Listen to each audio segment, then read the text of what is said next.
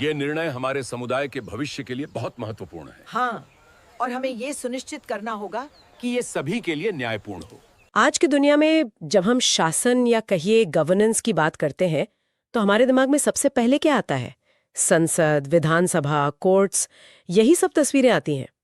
लेकिन सोचिए, अगर हम कहें कि झारखंड के जंगलों में सदियों पहले एक ऐसी शासन व्यवस्था मौजूद थी जो शायद आज के सिस्टम को भी टक्कर दे सकती है। एक ऐसी व्यवस्था जिसमें प्रशासन और धर्म, इन दोनों की शक्तियां बिल्कुल अलग अलग थीं, जहां न्याय के लिए आज की तरह एक ऊपरी अदालत का भी इंतजाम था और सबसे बड़ी बात, जहां सामुदायिक फैसलों में महिलाओं की भी आवाज सुनी जाती थी। बिल्कुल, आज हम इसी कमाल की व्यवस्था की परतों को खोलने वाले हैं।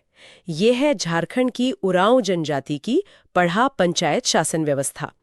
हमारा मकसद सिर्फ ये जानना नहीं है कि ये व्यवस्था क्या थी, बल्कि ये भी समझना है कि ये इतनी सफल क्यों थी। और हाँ, ये जानकारी जीएसएससी और जेपीएससी जैसी परीक्षाओं की तैयारी करने वालों के लिए तो बेहद जरूरी है ही। इस पूरी व्यवस्था का जो सार है वो एक बहुत पुरानी कहावत में छिपा है। पाहन गांव बनाता है एवं महतो गांव चलाता है। सुनने में तो ये बड़ा सरल लगता है, पाहन गांव बनाता है, महतो चलाता है। पर यहाँ बनाने का क्या मतलब है? मतलब कोई कंस्ट्रक्शन तो नहीं हो रहा था? नहीं, बिल्कुल नहीं। यहाँ बनाने का मतलब है गांव की सामाजिक और आध्यात्मिक नींव रखना। पाहन यानी गांव का पुजारी, वो समुदाय को धार्मिक और नैतिक रूप से जोड़कर रखता था, और महतो यानी गांव का मुखिया, वो उस नींव पर प्रशासन का पूरा ढांचा चलाता था।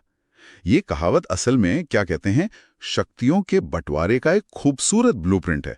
तो चलिए इस ब्लूप्रिंट को समझने की शुरुआत उस समुदाय से करते हैं जिनकी ये अद्भुत देन है, उरांव जनजाति। उरांव जनजाति ये झारखंड की दूसरी सबसे बड़ी और भारत की चौथी सबसे बड़ी जनजाति है।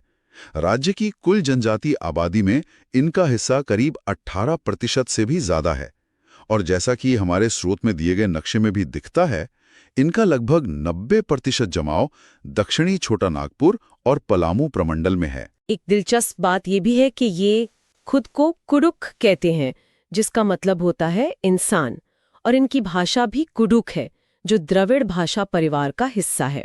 इनकी शासन व्यवस्था मुंडा जनजाति से काफी मिलती जुलती है। हाँ, बुनियादी ढांचा मिलता जुलता है, लेकिन एक बहुत बड़ा और मैं कहूँगा प्रगतिशील फर्क है, और वो फर्क है महिलाओं की भागीदारी का। अच्छा। जहाँ कई दूसरी पारंपरिक व्यवस्थाओं में महिलाएं सार्वजनिक जीवन से दूर थीं, वहीं पढ़ा पंचायत में उन्हें बैठकों में शामिल होने का अधिकार था।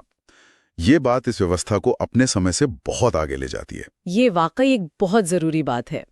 तो अब इस व्यवस्था के स्ट्रक्चर पर आते हैं। जैसा कि आपने बताया, ये 2 स्तरों पर काम करती थी, गांव के स्तर पर और फिर कई गांवों को मिलाकर। पहले गांव के अंदर की दुनिया को समझते हैं। बिल्कुल।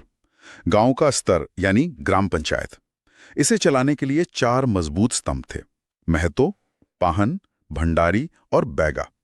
सबसे पहले बात करते हैं महतो की। हाँ, महतो गांव का प्रशासनिक और न्यायिक प्रमुख था, यानी गांव को कैसे चलाना है, नियम कानून बनाए रखना और जो छोटे मोटे झगड़े होते हैं उनको सुलझाना, ये सब महतो की जिम्मेदारी थी।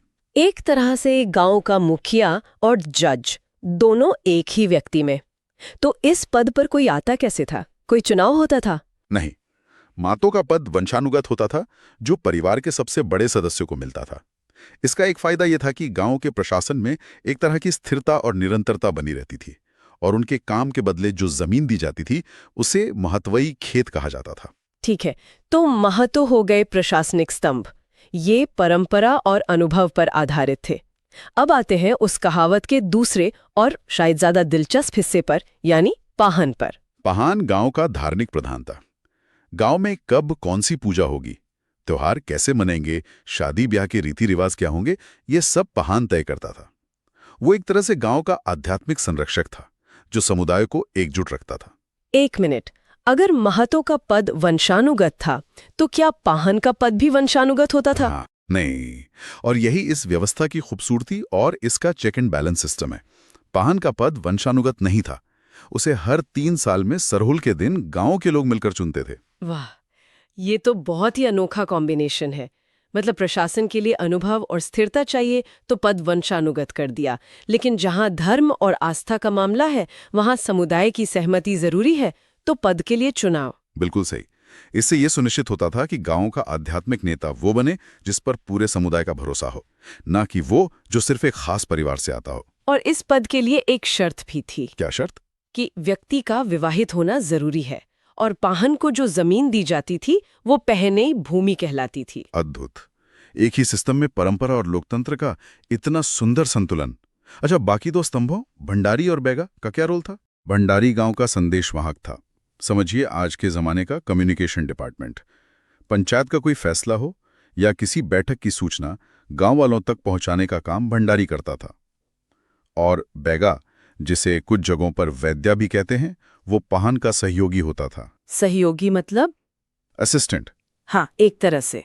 उसका मुख्य काम था गांव के जो देवी देवता हैं उनकी पूजा करना, उन्हें प्रसन्न रखना। वो गांव का आध्यात्मिक रक्षक था जो ये सुनिश्चित करता था कि गांव पर कोई विपदा या बुरी नजर ना आए।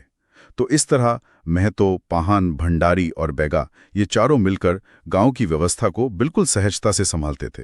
तो गांव के स्तर पर महतो और पाहन का ये सिस्टम बहुत साफ है, लेकिन इंसान है तो विवाद तो बड़े भी होंगे और जरूरी नहीं कि हर कोई महतो के फैसले से खुश हो। तो इस समस्या को सुलझाने के लिए क्या इस व्यवस्था में कोई ऊपरी अदालत जैसा भी इंतजाम था? बिल्कुल था, और इसी इंतजाम को कहते थे पढ़ा पंचायत। ये एक तरह की, आप कह सकते हैं, अपीलीय अदालत या अपलेट कोर्ट थी। जब कोई मामला गांव के स्तर पर नहीं सुलझता था या कोई महतो के फैसले से असंतुष्ट होता तो वो अपनी अपील लेकर पढ़ा पंचायत जा सकता था। तो इसका गठन कैसे होता था? क्या हर गांव की अपनी पढ़ा पंचायत होती थी? नहीं, कई गांवों को मिलाकर एक पढ़ा पंचायत बनती थी। ये 5, 7, 11, 21 या कभी-कभी 22 गांवों का भी एक समूह हो सकता था। ये सिर्फ लोगों के आपसी विवाद ही नहीं सुलझाती थी, बल्कि 2 या उससे ज्यादा गांवों के बीच के झगड़ों का भी निपटारा करती थी। इससे न्याय का एक बड़ा और निष्पक्ष दायरा बनता था। जाहिर है इस ऊपरी स्तर पर भी अपने खास अधिकारी होते होंगे। जैसे गांव में महतो थे, वैसे यहाँ कौन था? इस स्तर का जो सर्वोच्च अधिकारी था उसे पढ़ा राजा कहते थे। ये पूरे पढ़ा का प्रधान था और उन मामलों की सुनवाई करता था जो गांव के स्तर पर नहीं सुलझ पाए। एक तरह से वो उस पूरे इलाके का सर्वोच्च न्यायाधीश था। और क्या पढ़ा राजा की मदद के लिए भी कोई टीम होती थी? अकेले तो नहीं करते होंगे सब कुछ? हाँ, एक पूरी टीम थी। दीवान को पढ़ा राजा का सहायक और सर्वोच्च न्याय अधिकारी माना जाता था। आप उन्हें आज के चीफ जस्टिस की तरह समझ सकते हैं। फिर एक मंत्री होता था जो राजा को सलाह देता था। और जैसे गांव में संदेशवाहक भंडारी था, वैसे ही पढ़ा के स्तर पर कोई और होता होगा? हाँ बिल्कुल, पढ़ा के स्तर पर संदेशवाहक को कोटवार कहते थे। अच्छा, तो भंडारी गांव का और कोटवार पढ़ा का संदेशवाहक। ये बारीक अंतर परीक्षाओं के लिए काफी जरूरी हो सकता है। निश्चित रूप से ये छोटे छोटे पॉइंट्स ही अक्सर पूछे जाते हैं। इस व्यवस्था में एक और पद का जिक्र मिलता है जो मुझे बड़ा दिलचस्प लगा, पैन भरा। इसका क्या काम था? पैन भरा वो व्यक्ति था जो पढ़ा पंचायत की बैठकों के दौरान सबके खाने पीने की व्यवस्था करता था। वाह, मतलब बैठकों के लिए केटरिंग का भी इंतजाम था। ये तो छोटी छोटी डिटेल्स पर ध्यान देने वाली एक बहुत ही विकसित व्यवस्था लगती है। ये सिर्फ शासन या अदालत नहीं बल्कि एक पूरा सामुदायिक आयोजन था। आपने सही पकड़ा। जब कई गांवों के लोग किसी मुद्दे पर बहस करने के लिए घंटों एक साथ बैठते थे तो उनके भोजन पानी का ख्याल रखना ये सामुदायिक भावना को और मजबूत करता था। ये दिखाता है कि व्यवस्था कितनी संगठित और साथ ही साथ कितनी व्यावहारिक थी। वाकई। अच्छा, 2 और शब्द आते हैं, डाडा पढ़ा और पढ़ा पंच। ये क्या थे? डाडा पढ़ा एक तरह का महासंघ था, एक कॉन्फेडरेशन। जब कई पढ़ा आपस में मिलकर एक बड़ा संगठन बना लेते थे तो उसे डाडा पढ़ा कहते थे। इसमें शामिल हर गांव को सदस्यता के अधिकार मिलते थे और पदों के हिसाब से उन्हें अलग अलग पहचान चिन्ह भी दिए जाते थे। ये इस सिस्टम के विस्तार की क्षमता को दिखाता है। और पढ़ा पंच वो आश्विन महीने की पूर्णिमा को होने वाला एक विशेष आयोजन या कह लीजिए एक वार्षिक सभा होती थी। तो अगर हम पूरी तस्वीर को एक साथ देखें तो उरांव जनजाति की ये पढ़ा पंचायत व्यवस्था एक बेहद सुसंगठित, 2 स्तरीय और लोकतांत्रिक प्रणाली थी। इसमें वंशानुगत पद से मिली स्थिरता भी थी और चुने हुए पद से मिली सामुदायिक सहमति भी। और न्याय के लिए गांव से लेकर अंतर ग्रामीण स्तर तक एक बिल्कुल स्पष्ट प्रक्रिया थी। और जो बात मुझे सबसे ज्यादा प्रभावित करती है वो है शक्तियों का ये स्पष्ट विभाजन। प्रशासनिक शक्ति महतो के पास तो धार्मिक और नैतिक शक्ति पाहन के पास। दोनों एक दूसरे के पूरक थे, एक दूसरे पर हावी नहीं होते थे। और अपीलीय प्रणाली का होना ये दिखाता है कि न्याय को कितना महत्व दिया गया था। किसी एक व्यक्ति का फैसला अंतिम नहीं था, उसके ऊपर भी सुनवाई का मौका था। ये सिद्धांत तो आज की आधुनिक न्याय व्यवस्था की भी नींव है। बिल्कुल, ये पूरी चर्चा एक बहुत दिलचस्प सवाल पीछे छोड़ जाती है। जब सदियों पहले बिना किसी लिखित संविधान के ये समुदाय इतने व्यवस्थित, न्यायपूर्ण और संतुलित शासन तंत्र बना सकते थे, तो आज के दौर में हम इन पारंपरिक व्यवस्थाओं से विकेंद्रीकरण यानी डिसेंट्रलाइजेशन और जमीनी स्तर पर सामुदायिक भागीदारी के बारे में क्या सीख सकते हैं?